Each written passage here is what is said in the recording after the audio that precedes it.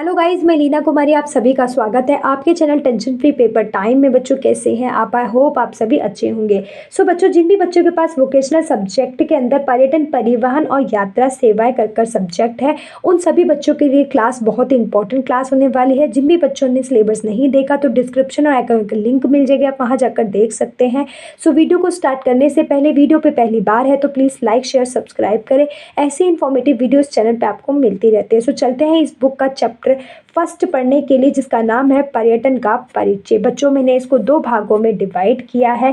पहले वाले भाग के अंदर हमें कंटेंट पढ़ना है पर्यटन, पर्यटक, यात्रा क्या है, पर्यटन की प्राकृतिक तथा विशेष क्षेत्र क्या है, पर्यटन का महत्व, ये हमें फर्स्ट भाग में पढ़ना है। भाग सेकंड के अंदर हमें पढ़ना है पर्यटन के आधार व घटक व पर्यटन का कार्य क्षेत्र व प्रश्न उत्तर, ये हमें भाग सेकंड के अंदर पढ़ना है। बच्चों, मैं बताना चाहूँगी कि प्लेलिस्ट के अंदर आपको सेकंड ईयर और थर्ड ईयर करके एक टूरिज्म का फुल कोर्स की प्लेलिस्ट मिलेगी, वहाँ जाकर भी आप देख सकते हैं। वह कंटेंट और ये कंटेंट मोस्टली टॉपिक सेम है, तो अगर जो भी कंटेंट सेम होगा मैं आपको इन्फॉर्म करती रहूँगी। और अगर कोई डाउट हो तो प्लीज़ कमेंट बॉक्स में कमेंट्स कर सकते हैं इस नंबर पर। सो चलते हैं अपनी क्लास की और पर्यटन से समझते हैं कि क्या होता है। पर्यटन एक प्रकार से यात्रा है जो आराम करने, मनोरंजन करने, ज्ञान प्राप्त करने व खाली समय का आनंद उठाने के उद्देश्य से की जाने वाली यात्रा पर्यटन कहलाती है। बच्चों, कहने का तात्पर्य है कि जो पर्यटन है वो एक प्रकार से यात्रा है हमारी।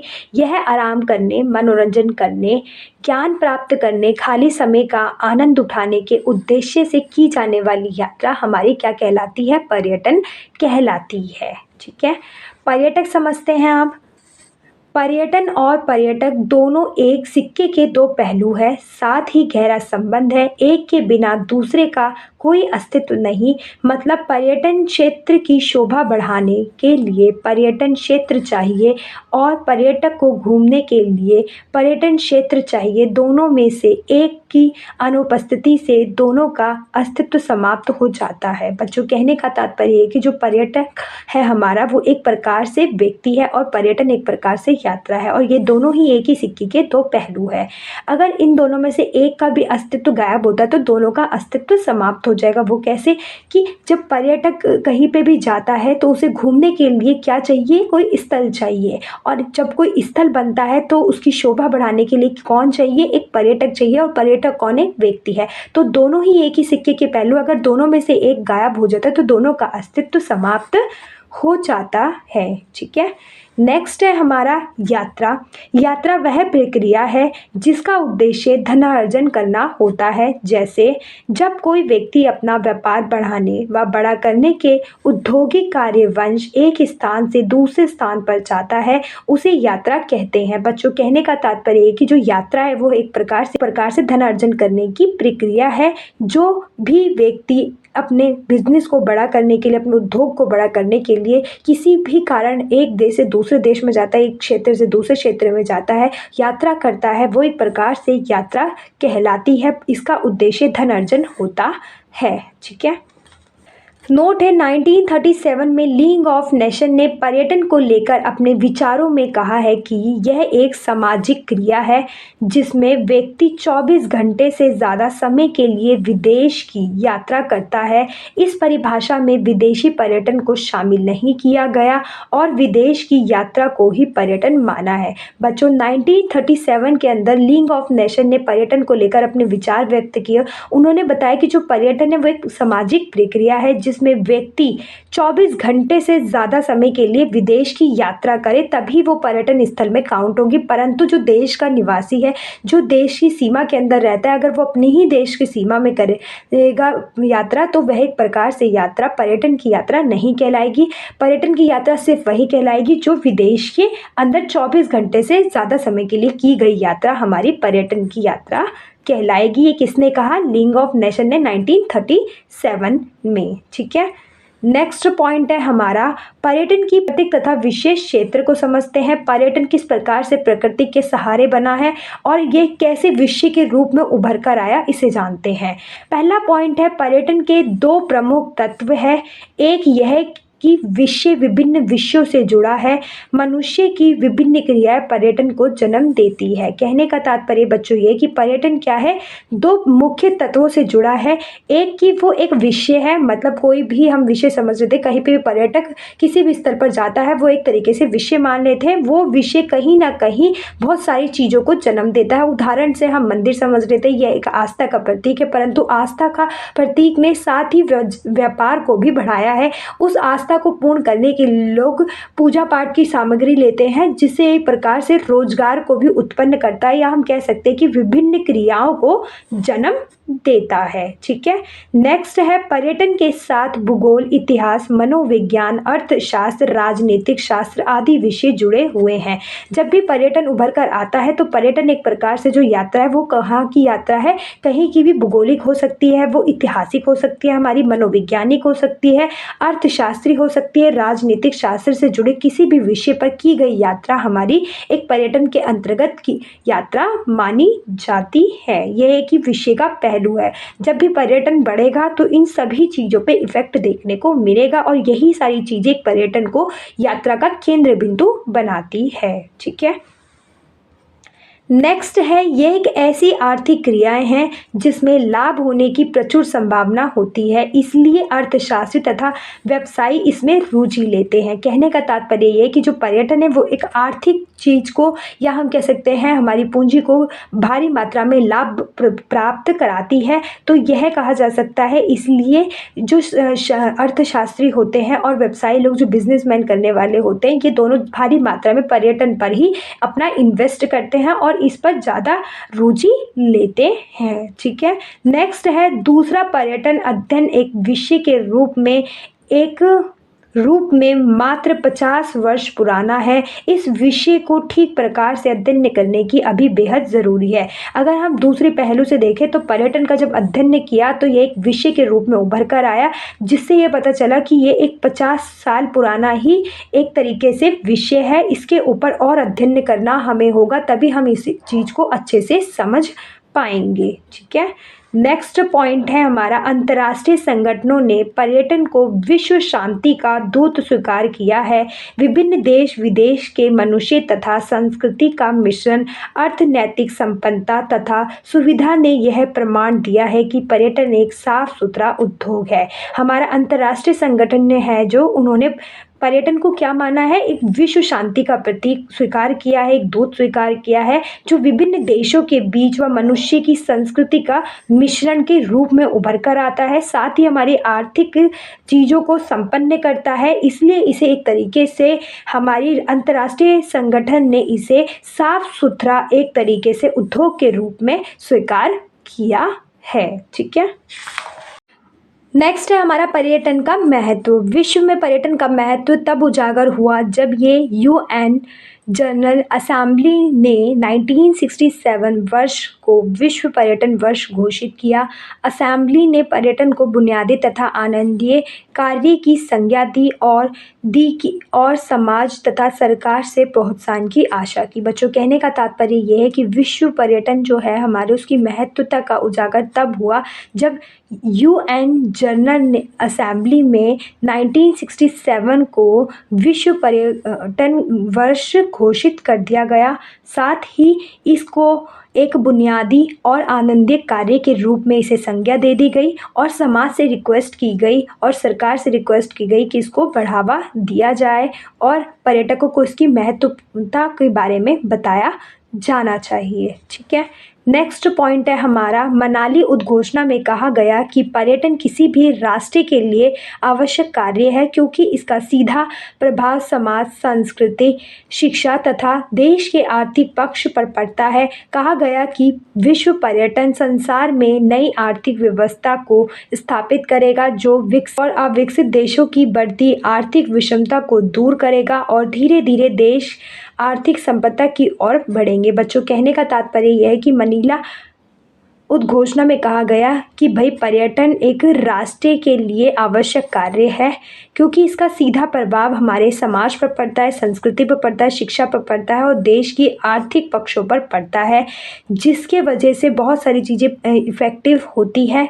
साथ ही आर्थिक व्यवस्था में उन्नति होती है, जिसके वजह से हम विकसित और अविकसित के बीच में जो दूरियां है हमारी, उसको ख़त्म कर सके और देश को हम आर्थिक संपन्न के और बढ़ावा दे सके और अच्छे से उसकी ग्रोथ कर सके, चाहे वो कमज़ोर देश हो या फिर विकसित देश हो, दोनों को ही अच्छे से डेवलपमेंट कर सके। पर्यटकों के अनुसार, स्थानीय लोगों के अनुसार देश का जितना अच्छा पर्यटन स्थल होगा, अच्छी शिक्षा होगी, अच्छा कल्चर होगा, उसी प्रकार से पर्यटक वहाँ आकर्षित होकर भारी मात्रा में जाएगा और इस तरीके से वह आर्थिक स्थिति को उस देश की, उस राज्य की, उस क्षेत्र की बढ़ेगी। ठीक है।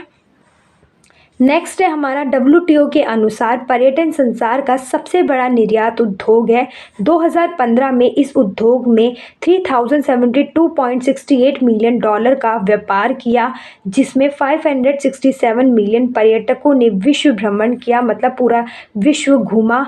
उसी वर्ष इस उद्योग से जुड़े 212 मिलियन व्यक्तियों को रोजगार मिला, जो विश्व के कुल श्रमिकों का 10.7% था। WTO के अनुसार हुआ ये कि निर्यात एक सबसे बड़ा उद्योग बना पर्यटन, जो 2015 में देखा गया कि हमें बहुत भारी मात्रा में व्यापार के अंदर प्रॉफिट हुआ। कितना? 3072.68 बिलियन डॉलर का प्रॉफिट हुआ। उसी दौरान पर्यटकों ने भ्रमण किया 567 मिलियन और लोगों को रोजगार मिला 212 मिलियन और यह श्रमिकों का 10.7% रेशो हमें देखने को मिला। ठीक है। नेक्स्ट है पर्यटन उद्योग से अविकसित तथा विकसित देशों को विदेशी मुद्रा मिलती है। 2022 में पर्यटन के हिस्सों में विश्व का सकल घरेलू उत्पाद GDP का 12% आय देशी पर्यटन विदेशी पर्यटनों से 9 गुना ज़्यादा व्यापार करता है। बच्चों, कहने का तात्पर्य यह है कि जो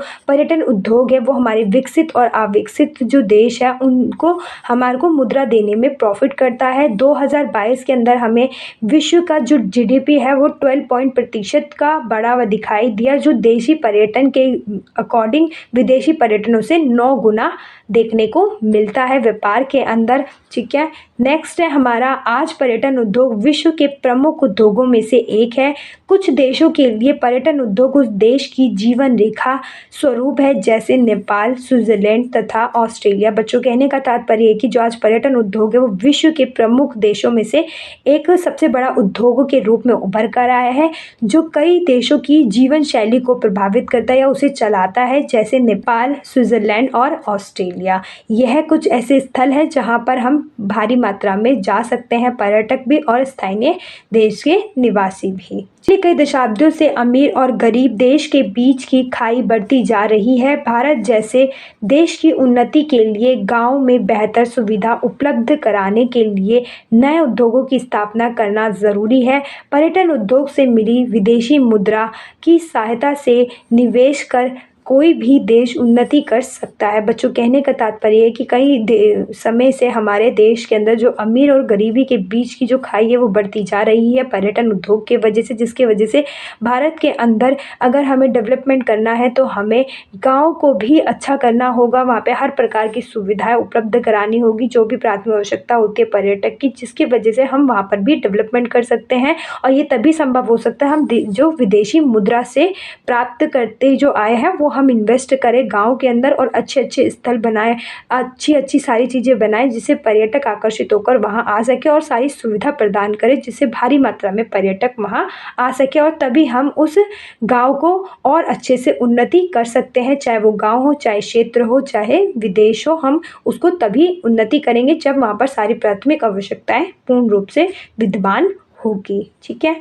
नेक्स्ट पॉइंट है हमारा, दूसरे देशों की जीवन शैली को देख सुन जानकर उसे सराहना से देशों के बीच अच्छे संबंध बनते हैं, समझदारी बढ़ती है। पर्यटन के दौरान सम्मेलन प्रदर्शनों से देश के बीच दोस्ती, नए योजनाओं की शुरुआत होती है। देश की सही छवि बाहरी देशों के सम्मुख प्रदर्शन करने का मौका मिलता है। नए लोगों से मेल मिलाप से नए विचार जागृत होते हैं, दिमाग प्रसार होता है, पर्यटक नए विचार और दिशा के साथ घर लौटता है। कहने का तात्पर्य बच्चों ये है कि जो पर्यटन है वो अगर देखा जाए तो वह हर मनुष्य की, हर लोगों को, हर जीव जंतु की जीवन शैली को प्रभावित करता है। अगर हम किसी मनुष्य की जीवन शैली के बारे में बात करें तो हम देख सकते हैं, उनको सुन सकते हैं, उसकी जानकारी ले सकते हैं। किसी भी धर्म स्थल की, किसी भी पर्यटन स्थल की, किसी भी ऐतिहासिक इमारत चीज़ों की अगर हम मनुष्य की बात करें, और साथ ही हम उनसे बातें भी कर सकते हैं, अच्छे संबंध स्थापित होंगे जिससे अच्छी समझदारी उत्पन्न होगी। साथ ही हम उनके संग सम्मेलन और अपने देश की अच्छी अच्छी चीज़ों का प्रदर्शन कर कर अच्छे संबंध स्थापित कर सकते हैं। उस पर्यटकों को हम अपने देश में बुला सकते हैं और उनसे अच्छी दोस्ती होगी, नई नई योजनाएं मिलेगी। जब 2 से 3 जने मिलते हैं, अलग अलग देशवासी लोग मिलते हैं, तो बहुत सारे थॉट्स एक्टिव होते हैं जो इससे हमें एक नई छवि, नई फ्यूचर बनाने में सपोर्ट करते हैं और हमारे देश की भी छवि उभर कर आती है। साथ ही नए नए लोगों से मेल मिलाप होगा और अच्छे विचार आएंगे जिससे दिमाग में प्रसार होगा और जिसकी वजह से हम उस पर्यटन स्थल में जितना अच्छा हो सकता है और जितनी ज़्यादा चीज़ें हमें पर्यटकों की प्राथमिक आवश्यकता के बारे में पता चलेगी, हम उतनी ही ज़्यादा उस स्थल पर पर्यटकों को प्रोवाइड करा सकते हैं। और इस तरीके से पर्यटन जीवन शैली को प्रभावित करता है एक स्थल के, ठीक है, और वहाँ के निवासी लोगों के, ठीक है। नेक्स्ट है पर्यटन शिक्षा है। विभिन्न देशों के रहन सहन, सांस्कृतिक और कला, विभिन्न जीवन शैलियों को ज्ञान देती है। पर्यटन से विभिन्न संस्कृतियाँ एक दूसरे के पास आती है और एक दूसरे को प्रभावित करती है। ऐतिहासिक इमारतें, प्रमुख व्यक्तियों का जन्म स्थान, घटनाएं, मेले, त्योहार सभी शिक्षाप्रद होते हैं। बच्चों, कहने का तात्पर्य यह है कि पर्यटन जो है वो शिक्षा का केंद्र भी हम कहें तो गलत नहीं होगा। ये विभिन्न देशों के रहन सहन, संस्कृति, कला व जीवन शैली के ज्ञान के बारे में एक महत्वपूर्ण भूमिका निभाती है। जो हम अलग अलग देश के लोगों से मिलते हैं, अलग अलग कल्चर से मिलते हैं, तो उनके बारे में हमें प्राप्त होता है ज्ञान। साथ ही उनसे अच्छे संबंध उत्पन्न होते हैं, हम एक दूसरे की संस्कृतियों के आसपास आते हैं और अच्छी चीज़ों के बारे में सीखते हैं। और साथ ही ऐतिहासिक इमारतें हो गई, प्रमुख व्यक्तियों की जन्म घटनाएं हो गए, मेले हो गए, त्योहार हो गए, ये सारी ही शिक्षाओं के बारे में हमें उनसे पता चलता है। अलग अलग देश के लोगों से, अलग अलग संस्कृति के लोगों से हमें ज्ञान प्राप्त होता है, ठीक है। नेक्स्ट हमारा प्रत्येक प्रांतों तथा देशों के बीच सांस्कृतिक विभिन्नताएं ही पर्यटन का प्रमुख आकर्षण होती है। सांस्कृतिक धरोहर या विभिन्नताओं के बिना सभी जगह एक जैसे ही लगती है। सभी ऐतिहासिक इमारतें अपनी संस्कृति को ही दर्शाती है, चाहे वह मिस्र की पिरामिड हो या टावर ऑफ लंदन हो या भारत का ताजमहल हो या चीन की दीवार हो। बच्चों, कहने का तात्पर्य है कि प्रांत और देशों के बीच जो है एक तरीके से पर्यटन का केंद्र, वो एक तरीके से संस्कृति है जो एक प्रकार से पर्यटकों को आकर्षित करती है और भारी मात्रा में घूमने के लिए बुलाते, जो एक आकर्षण का केंद्र बिंदु बनता है। सांस्कृतिक धरोहर ही विभिन्न जगहों पर अलग अलग होती है, परंतु यही पर्यटकों को अपनी ओर आकर्षित करती है। जैसे मिस्र की पिरामिड हो, चाहे वो टावर ऑफ लंदन हो, चाहे भारत का ताजमहल हो या चीन की दीवार हो, यह सभी कहीं ना कहीं ऐतिहासिक चीज़ों से, संस्कृति से जुड़ी है जो पर्यटकों को अपनी ओर आकर्षित करती है उस स्थल को और बढ़ाने के लिए, या फिर उस स्थल का एक और तरीके से विपणन करने के लिए, या हम प्रचार प्रसार कह सकते हैं, करने के लिए कहीं ना कहीं अपनी महत्वपूर्ण भूमिका निभाती है, ठीक है। नेक्स्ट है हमारा देशी पर्यटनों में भी एक प्रांत के लोगों को दूसरे प्रांतों के लोगों से मिलने जुलने और समझने का मौका मिलता है, जिससे कई राष्ट्रीय मुद्दे सुलझ सकते हैं व सामाजिक परिवर्तन आते हैं। बच्चों, अगर पर्यटन ज़्यादा मात्रा में होता है तो हम प्रांतों को, लोगों को और अच्छे से समझ सकते हैं, जिससे हमें समझकर अगर राष्ट्र में कोई मुद्दा चल रहा है, कोई लड़ाई झगड़ा चल रहा है, तो उसे हम सुलझा सकते हैं और समाज के अंदर परिवर्तन देखने को मिलता है, ठीक है। नेक्स्ट है हमारा सभी प्रकार के पर्यटन में एक तत्व समान है। अपनी अपनी स्थानीय जगहों में आय किया गया धन व्यक्ति गंतव्य स्थानों में जाकर खर्च करता है। अक्सर पर्यटक किसी वस्तु के लिए पर्यटन स्थल पर ज़्यादा खर्च करता है जो वह अपने देश में नहीं करता। यह होटल, भोजन, परिवहन, स्मृति चिन्ह या स्मारक कुछ भी हो सकता है। पर्यटन उद्योग कुछ देशों के लिए निर्यात या कुछ के लिए आयात उद्योग बन जाता है, जो दूसरे निर्यात या आयात उद्योगों की तुलना में काफ़ी तेज़ी से बढ़ रहा है, जिससे पर्यटन गुणांक बढ़ता है। बच्चों, कहने का तात्पर्य यह है कि कोई भी पर्यटक अपने देश से ही पूंजी कमाता है और दूसरे देशों विदेशों देशों के अंदर इन्वेस्ट करता है और ऐसे ही विदेशी लोग अपने ही देश में कमाते हैं और दूसरे देशों में इन्वेस्ट करते हैं। जैसे विदेशी लोग देश में घूमने आते हैं तो अपनी प्राथमिक आवश्यकताओं को लेने के लिए उन्हें कोई ना कोई मूल्य चुकाना पड़ता है और इस तरीके से देश विदेश से और विदेश देश से अपने पैसों को इन्वेस्ट करता है अपनी प्राथमिक आवश्यकता को पूर्ण करने के लिए। और वह कोई सी भी हो सकता है, जैसे भोजन हो सकता है, परिवहन हो सकती है, स्मृति चिन्ह हो सकते हैं हम वहाँ पर देखने के लिए।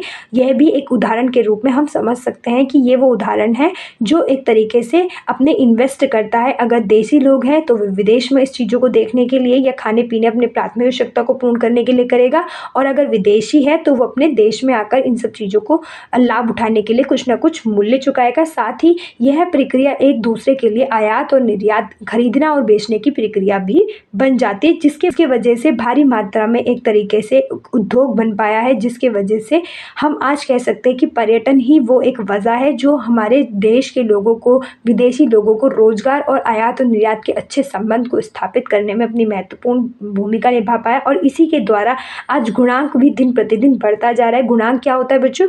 एक पैसे को कई लोगों में डिस्ट्रीब्यूट करना। जैसे आपको खाना खाना है तो खाना खाने के लिए आपको किसी होटल में जाना पड़ेगा और होटल वाले को आपको खाना या सर्विसेज देने के लिए उसे किसी न किसी फास्ट फूड पर डिपेंड होना पड़ेगा, या फिर हम कह सकते हैं वो फास्ट फूड जो है वो किससे बना है, सब्जियों से बना है, सब्जी वाले पे डिपेंड होगा, मसालों पे डिपेंड होगा। तो वो कहीं ना कहीं उसके जो पैसे बनकर रेडी हुए जो उसने पर्यटक से लिया उस खाने के, वो कहीं ना कहीं डिस्ट्रीब्यूट हो जाएंगे। तो ये जितने हाथों में मल्टीप्लाई होगा वो एक तरीके से पर्यटन का गुणांक बढ़ता जाता है या होता है। ठीक है, नेक्स्ट है, आज दुनिया का कोई भी कोना अछूता नहीं रह गया। नए नए पर्यटन केंद्र बन रहे हैं, अंतरिक्ष भी इसका व्यक्तिक्रम नहीं रह गया है। दूर दराज के स्थानों का सफ़र है दिन प्रतिदिन आसान सुलभ होता जा रहा है। इन सारी बातों से संसार का अर्थशास्त्र ही नहीं बल्कि जीवन भी बदलता जा रहा है।